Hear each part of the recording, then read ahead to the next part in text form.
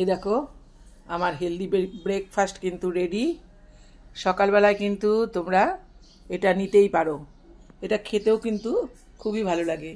দইয়ের টক ভাবটা কিন্তু একেবারেই অনুভব করা যায় না। সামান্য একটু মিষ্টি মিষ্টি, হালকা একটু টক টক স্বাদ, খেতে কিন্তু ভীষণই ভালো লাগে।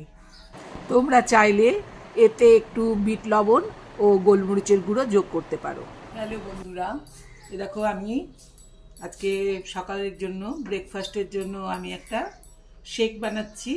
তোমরা যারা ডায়েট করো তারা কিন্তু এই শেকটা বানিয়ে খেতে পারো। দেখো এর জন্য আমি কি নিয়েছি। এরকম এখানে আমি নিয়েছি হলো কয়েকটা কিশমিশ, 3টে খেজুর আর কয়েকটা আমন্ড।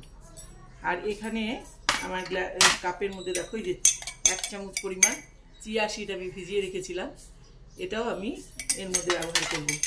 আর এখানে নিয়েছি ঘরে পাতা 1 বাটি টক দই, তোমরা কেনা দই দিয়েও করতে পারো। প্রথমেই আমি একটা মিক্সির জারে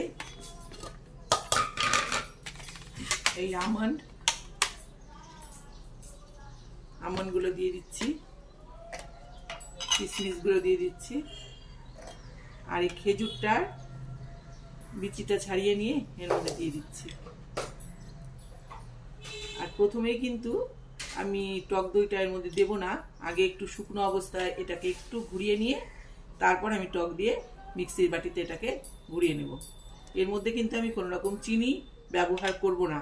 আর চিনি ব্যবহার করব না জন্যই কিন্তু আমি এই খেজুর আর কিশমিশটা যোগ করলাম। এতে কিন্তু দইয়ের টক ভাবটা কিন্তু অনেকটাই কমে যাবে এবং উপকারও হবে। আর এই যে দেখো চিয়া সিডটা যেটা নিয়েছি সেটাও আমি এর মধ্যে ঢেলে দিলাম। প্রথমে আমি এই অবস্থাতেই একটু মিক্সির বাটিটা ঘুরিয়ে নিচ্ছি, এরপর আমি টক দই যোগ করব।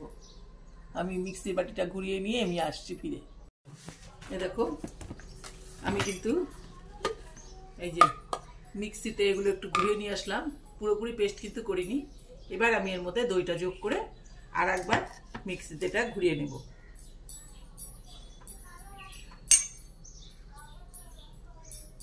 দইটা আজকে খুব একটা ভালো বসেনি,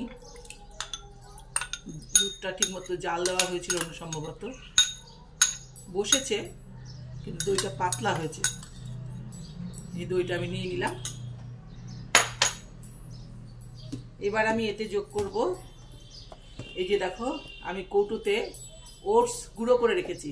দেখো এই যে ওটসের পাউডার, আমি ওটসটাকে মিক্সিতে এমনি ড্রাই রোস্ট করিনি, এমনি কাঁচা অবস্থাতে আমি ঘুরিয়ে রেখেছি। এই দেখো একদম গুঁড়ো হয়ে গেছে কিন্তু এগুলো আমি 2 চামচ এর মধ্যে দিচ্ছি। এটাই কিন্তু আজকে আমার সকালে ব্রেকফাস্ট। প্রতিদিনই আমি এটাই ব্রেকফাস্ট করি, ঘুরিয়ে অন্য জিনিসও করি। এই দেখো এই যে 2 চামচ আমি ওটস দিয়ে দিলাম, গুঁড়ো করা ওটস। এবার কিন্তু এটাকে আমি ঘুরিয়ে নিচ্ছি। দেখো ঘুরিয়ে নিয়ে মিক্সির বাটিটা আমি ঘুরিয়ে নিয়ে আবার ফিরে আসছি। এই দেখো আমি ঘুরিয়ে নিয়ে এলাম।